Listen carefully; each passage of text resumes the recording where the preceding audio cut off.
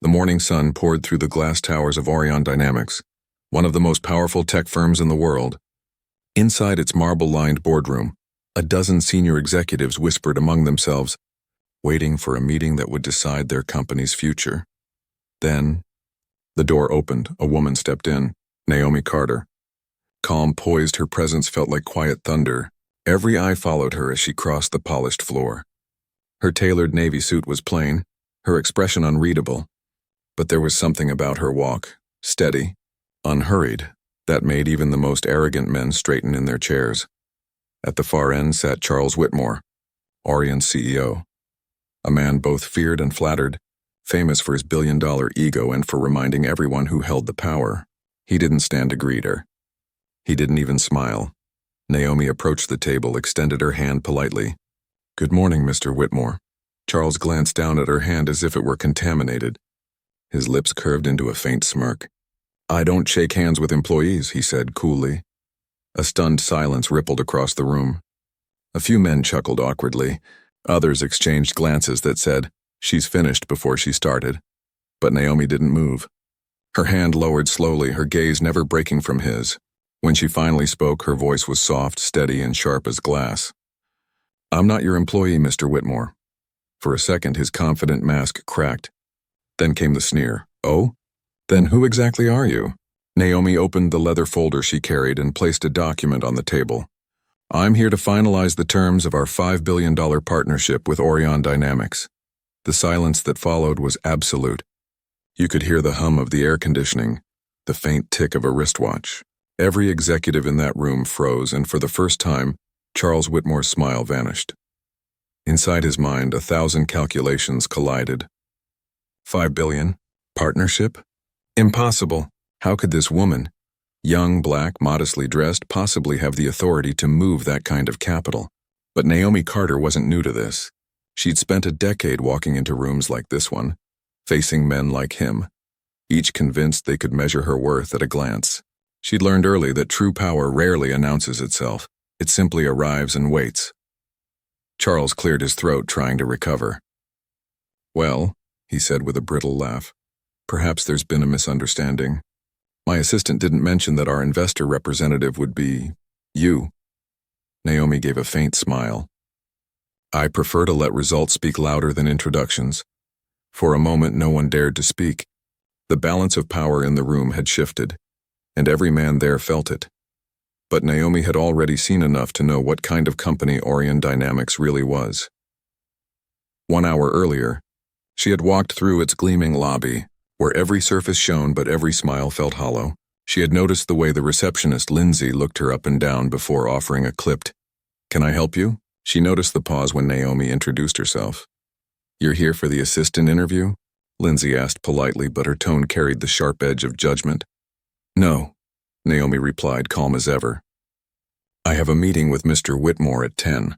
Lindsay blinked, forced a smile that didn't reach her eyes, and gestured toward a small waiting area far from the plush lounge where sharply dressed men sipped espresso and laughed too loudly. Naomi didn't argue. She simply sat, observing.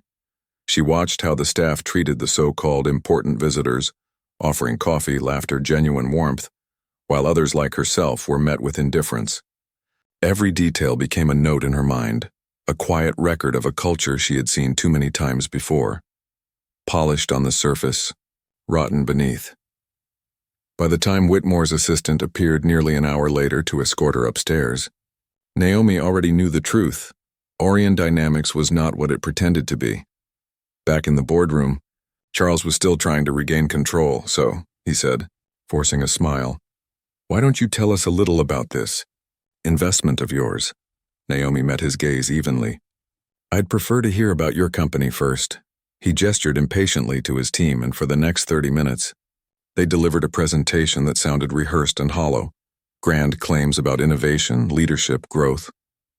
But Naomi saw through it. The charts were inflated, the projections vague, and the words empty. When they finished, she asked quietly, "In your last quarter, your R&D spending fell by 17%, but your public reports claim you're accelerating development. How do you reconcile that contradiction?" Charles blinked. That's an accounting nuance," he stammered. We sometimes reallocate. Naomi didn't interrupt. She waited. The silence made him sweat. And your AI platform, she continued. Which algorithmic framework are you currently using to reduce latency at scale? I don't see any mention in your disclosures. One of the executives dropped his pen. The others shifted uncomfortably. Charles forced a laugh. Those technical details aren't relevant to this discussion. Naomi nodded slowly. On the contrary, they're the foundation of what you claim to build. Her words hung in the air like smoke. Every man at that table understood in that instant that this woman had done her homework, and that their arrogance had just met its limit. Charles leaned back, masking his discomfort with a sneer. Well, Miss Carter, I must say you're thorough, but I think we've covered enough for today, Naomi smiled. We haven't even started. That line was the quiet explosion no one saw coming. Inside, Naomi's mind was calm but razor sharp. She had given them every chance to show respect, to prove that Orion was more than its polished facade. But now she'd seen enough. Without changing expression, she reached into her bag, took out her phone, and sent a single word to her chief financial officer, Daniel Reed. Proceed. Miles away. In a glass office overlooking the skyline, Daniel saw the message. He turned to his team of analysts and simply said, Begin. Within minutes, subtle but powerful signals began circulating through the markets. Questions were raised. Analysts started whispering. Within 30 minutes, Orion's stock began to tremble. And in that silent boardroom, Naomi sat perfectly still, watching the empire of arrogance begin to crumble. The first sign of trouble arrived quietly. As Charles Whitmore continued his speech about innovation, his phone began to buzz on the table beside him. Once. Twice. Again. He ignored it, determined to keep his facade intact. But when his assistant slipped into the room, pale and trembling, everyone noticed. Sir? She whispered urgently. You need to take this call. Charles frowned, irritation flashing across his face. Not now. Sir, it's urgent. It's the market. He hesitated, sensing something wrong. Finally, he snatched up the phone, pressing it to his ear. What is it? On the other end, his head of finance spoke in a strained voice. Orion's stock just dropped 6% in 15 minutes. Something's happening. There's chatter about internal issues, leaked data, rumors about leadership ethics. Investors are spooked. Charles's knuckles whitened. That's ridiculous. Who started it? No one could answer. But across the table, Naomi Carter sat quietly, her calm eyes locked on him as if she knew the entire script before it played out. Charles forced a dry laugh. Just market noise, he said to the room, though the tremor in his voice betrayed him. Nothing to worry about, but there was plenty to worry about. Because Naomi had built her career on more than numbers, she'd built it on reading people. She knew exactly how men like Charles operated, and she knew that exposing him wouldn't require shouting or confrontation or revenge. Just truth and patience. Within an hour, Orion Dynamics was trending across every financial platform. Anonymous reports began circulating about toxic management, discrimination, and executive misconduct. Journalists started calling. Investors started pulling out. By the time Charles left the boardroom, the company he had once ruled like an empire was already cracking beneath his feet. That night, in her penthouse office overlooking the skyline, Naomi watched the financial feed on her tablet. Her expression was unreadable. A message flashed from Daniel Reed. Stage 1 complete. Down 11% in 40 minutes. Naomi typed back one word. Continue. She wasn't doing this for revenge. It was something bigger. Every boardroom humiliation, every whispered slight, every closed door she had endured had led to this moment. A reckoning. Not for her alone, but for everyone who had been underestimated, dismissed or silenced. While the markets churned, Charles retreated to his private office, pacing like a man trapped in a burning room. Screens glowed around him, flashing red, each number another piece of his empire falling apart. His assistant entered again, trembling. Sir, it's getting worse. The sell-off's accelerating. Major funds are dumping shares. There's also, she hesitated, a recording circulating online. What recording? His voice cracked like glass. Her hand shook as she held up her phone. The meeting, from this morning. Charles snatched it, pressed play, and froze. His own voice filled the room, cold and cruel. I don't shake hands with employees. Then Naomi's quiet reply followed. I'm not your employee, Mr. Whitmore. The clip spread across every major platform within an hour. Tens of thousands of shares, millions of views. Comment sections flooded with outrage. News anchors called it the handshake heard around the world. Charles's arrogance had finally found its audience, and the world was not applauding. The next morning, Orion's offices looked like a crime scene of ambition. Reporters crowded the front doors. Protesters held signs demanding accountability. Employees whispered in the halls, afraid to be seen, afraid not to be seen. In the boardroom, Charles faced his executive team. The atmosphere was electric with fear and accusation. This is sabotage, Charles barked. Somebody inside this company leaked that video. No one answered. He turned to his CFO. How long until this stabilizes? The CFO hesitated. It won't, not unless we make major leadership changes and fast, Charles glared. You mean me? Silence. It was the first time in his career that no one had the courage to back him. The empire of loyalty he'd built through fear had crumbled overnight. Then came the call that sealed his fate. His assistant stepped forward again, holding out a trembling phone. It's the investors' board. Charles took it, his hand shaking. The voice on the other end was firm and cold. Mr. Whitmore, as of this morning, Orion Dynamics has lost over $2 billion in market value. Effective immediately, the board has voted to suspend you as CEO pending investigation. He tried to speak, but nothing came out. The line went dead. Charles lowered the phone slowly, the weight of consequence pressing down on him like a mountain. For the first time in his life, he had nothing left to say. Meanwhile, across the city, Naomi Carter stood before her own team at Carter Equity Group. The room was quiet except for the low hum of servers and the faint tapping of keyboards.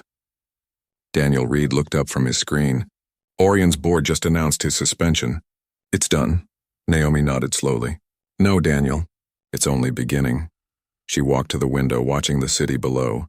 Millions of lights, millions of stories. We don't destroy people for their arrogance, she said softly. We expose what they choose to hide. Daniel hesitated. And after exposure? Her answer was immediate. Reform, real reform. Or there's no investment. She turned back to her team, eyes gleaming with quiet fire. We're not here to punish. We're here to rebuild what's been broken for good. And with that, she began drafting the message that would shake the corporate world again. Hours later, that message arrived at the Orion board's private email inbox. It was from Naomi Carter, and it said only this. To discuss restoration and reform, meet me in person tomorrow. You'll want to listen this time. The following morning, the skyline over Manhattan burned gold, the kind of sunrise that usually inspired ambition. But for Charles Whitmore, it only illuminated his downfall. He sat slumped behind his mahogany desk, his empire collapsing one headline at a time. Every major network carried the same story. Orion CEO refuses handshake, loses billions. The clip played in endless loops, each replay cutting deeper into his pride. His inbox overflowed with demands from shareholders, journalists, and regulators. But one message stood out from the rest, short, precise, impossible to ignore. From Naomi Carter. Subject, meeting request. Body, today, 11 a.m., my office. Charles had built his career by never taking orders from anyone. Yet, when the clock struck 10:30, he found himself in the back seat of a black sedan, heading toward Carter Equity Group's headquarters. As the elevator ascended to the 48th floor, he rehearsed excuses, apologies, and charm. He'd convinced investors, presidents, and kings. Surely he could convince her too. But when the doors opened, all the rehearsed arrogance drained away. Naomi sat behind a minimalist glass desk, sunlight cascading over her like a spotlight. There was no secretary to announce him. No theatrics. Just silence and power. Mr. Whitmore, she said, not rising. You're late. Charles cleared his throat. Traffic. Of course, Naomi said lightly. It always seems to appear when people are running from consequences. He stiffened but forced a smile. Look, Miss Carter, I came here because I respect what you've accomplished. I think we got off on the wrong foot. Wrong foot? Naomi repeated softly. You refused a handshake, belittled me in front of your team, mocked my background, and treated me like I didn't belong. Tell me which foot was the right one. Charles swallowed hard. The confidence that once filled rooms now deserted him. I made a mistake, he muttered. I let my personality get in the way. I'd like a chance to make things right. Naomi folded her hands on the desk. Making things right isn't about personality, Mr. Whitmore, it's about integrity. He tried again, this time with desperation creeping in. Please, Naomi, Orion can't survive without that partnership. I'm asking for another chance. Her eyes met his, calm, unwavering. You're not asking for a chance. You're asking for rescue, and that's not the same thing. Charles's voice cracked. I can change. Naomi leaned back slightly. Good. Then you won't object to a few conditions. He hesitated, wary. What kind of conditions? Naomi opened a thick binder and began reading without emotion. First, she said, Orion Dynamics will publicly disclose its salary structure, every department, every role, every disparity. Transparency must replace favoritism. Charles blinked. That's impossible. Those figures are confidential. Not anymore, Naomi said simply. Second, your company will establish an independent diversity and ethics council. It will have authority to review promotions, investigate complaints, and override executive decisions if discrimination is found. His voice rose. You're asking me to hand my company to outsiders. No, Naomi replied. I'm asking you to give it back to the people who built it. She continued without pausing. Third, Orion will undergo quarterly culture audits by a firm of my choosing. Those reports will be made public. And lastly, Mr. Whitmore, you will resign. Charles stared at her, speechless. You can't be serious. I'm entirely serious. He slammed his hand on the desk. You're destroying me. Naomi's tone didn't waver. You destroyed yourself. I'm just holding up the mirror. Silence filled the room, thick, suffocating, final. After what felt like an eternity, Charles's shoulders slumped. His empire, his pride, his identity, all of it was gone. Naomi closed the binder and rose. You have one choice left, Mr. Whitmore. Sign the agreement, or watch what's left of Orion burn to ashes by tomorrow. He looked at her, and for the first time there was no arrogance in his eyes, only exhaustion. You've won. Naomi shook her head. No, this isn't about winning. It's about setting things right. That evening, headlines blazed across every network again. Orion CEO steps down amid culture reform deal. But behind the headlines, something bigger was already in motion. Naomi Carter wasn't interested in revenge. She wanted revolution. She gathered her leadership team late into the night. We've shown what power can do when it's accountable, she told them. Now let's show what it can build when it's fair. Daniel Reed nodded. The board will accept the reforms. But what happens next? Naomi turned to the glowing skyline outside. Now, she said, we rebuild the system that allowed this to happen. From the inside out.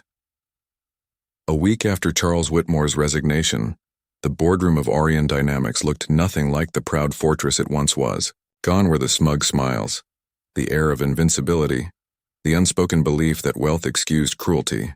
Now there was only silence, heavy, watchful silence, as the board gathered to decide who would lead the company through its darkest hour. At the head of the table sat Evelyn Ross, Orion's chief financial officer. Calm, sharp-eyed, and respected by everyone who had ever worked under her, Evelyn had survived years of quiet battles against the company's toxic culture. She was the only executive Naomi Carter had agreed to meet personally after the collapse. When the chairman read the motion, the decision came swift and unanimous. Evelyn Ross was named acting CEO of Orion Dynamics. The announcement rippled through the financial world like a new dawn breaking over scorched earth. For the first time in its history, Orion Dynamics was to be led by a woman, a leader chosen not for charm or lineage, but for integrity. Naomi Carter watched the press conference from her office, arms crossed, a faint smile curving her lips. When Evelyn stepped up to the podium, her voice carried the weight of change. We cannot undo the past, she said simply, but we can build a future that earns forgiveness.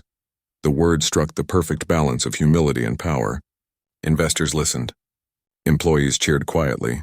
And Naomi Carter knew she had chosen correctly. But inside Orion's walls, not everyone welcomed this new era. The old guard, the senior directors who had thrived under Whitmore's arrogance, met in private rooms, whispering about overcorrection, public image, and outsiders meddling in our culture. One of them, Marcus Vale, a silver-haired veteran with 20 years in the company, sneered during one meeting. This is insanity. Public salary lists? Diversity councils? Carter has turned us into a social experiment. Evelyn stood across the room, arms folded. If transparency terrifies you, Marcus, perhaps that tells us more about your leadership than the policy itself. A murmur swept through the group. No one had ever spoken to Marcus that way. Evelyn wasn't backing down. She couldn't because she knew Naomi was watching. Later that evening, Evelyn received a call. "Good evening, Ms. Ross." Naomi's voice came smooth and steady. "Good evening, Naomi," Evelyn replied, tired but resolute. "The reforms are underway, but I'm facing resistance." Naomi's answer was immediate. "Of course you are. Change always begins with fear. But remember, fear fades.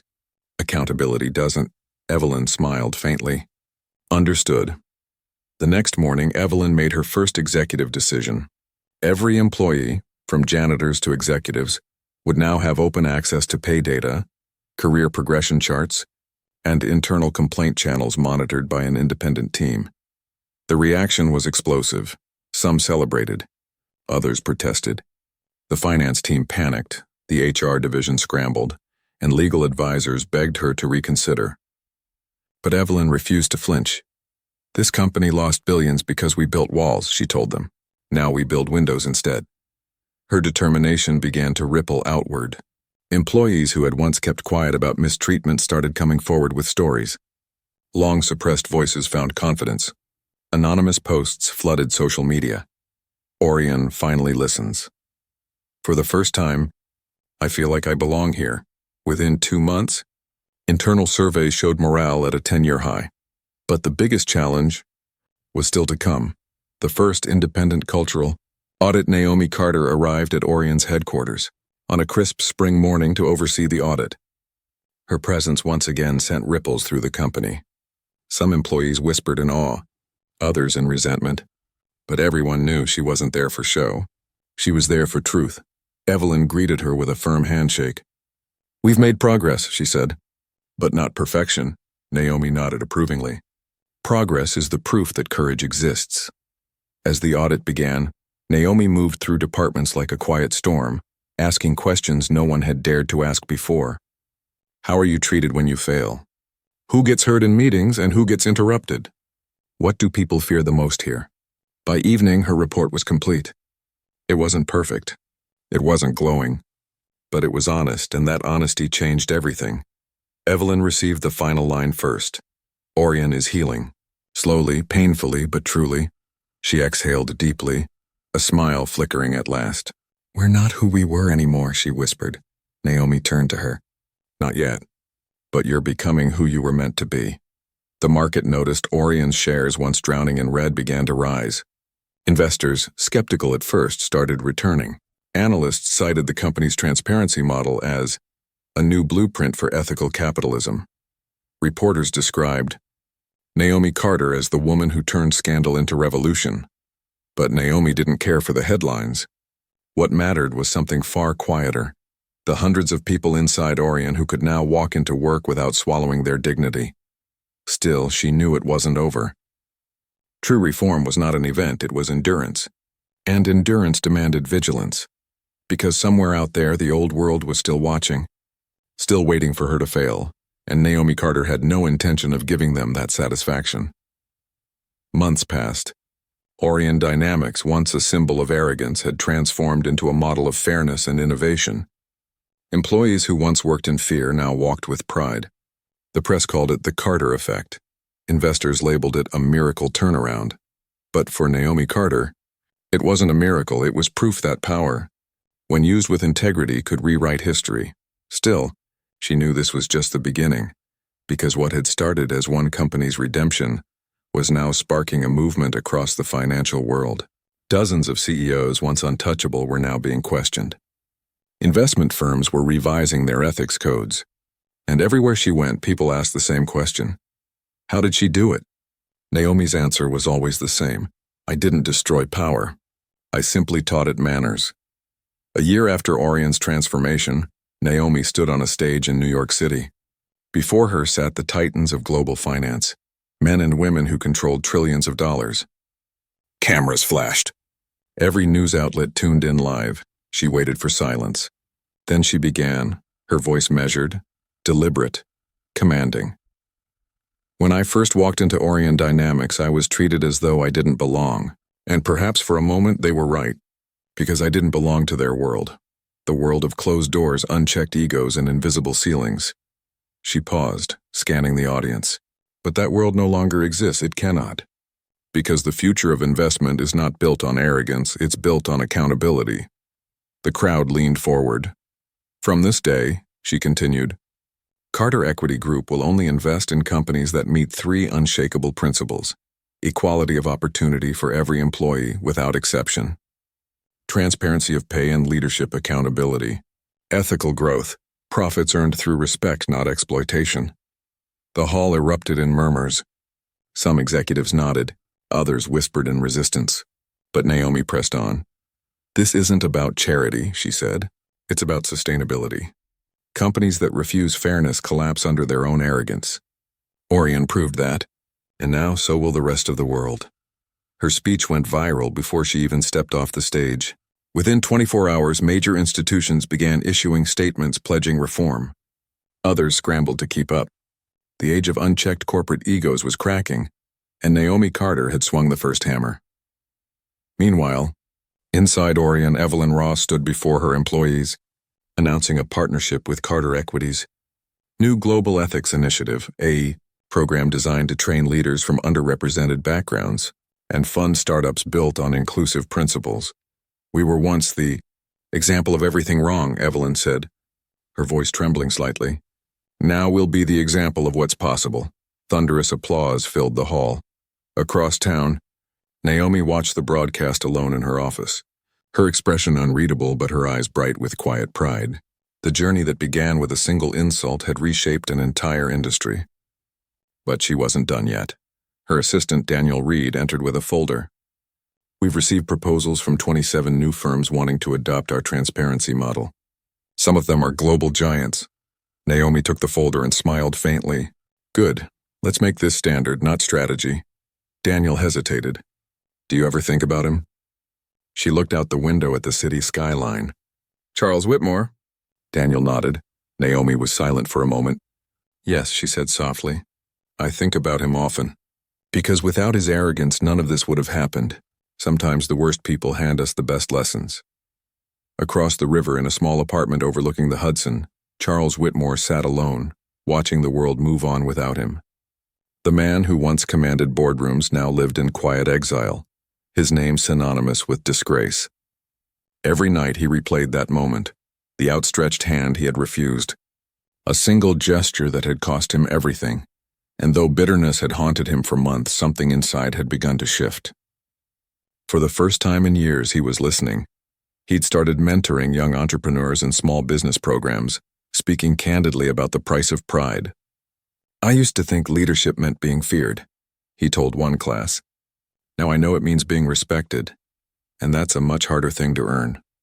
2 years later, Naomi Carter walked into a global leadership forum in Geneva. The stage backdrop read, Redefining Power. When she took the podium, the entire hall fell silent. Her voice carried not just authority but calm conviction, the sound of someone who had nothing left to prove. We each decide what kind of power we leave behind, she said. For centuries, power meant control. But true power, real lasting power, is the courage to uplift others, not crush them. Her eyes swept across the crowd. Power without conscience destroys. Power with compassion builds. I know which legacy I choose. The room erupted in applause that thundered for minutes. But as Naomi stepped away from the stage, her expression remained serene. She wasn't chasing applause. She was chasing permanence, because she understood what few ever did: empires fade. Integrity endures.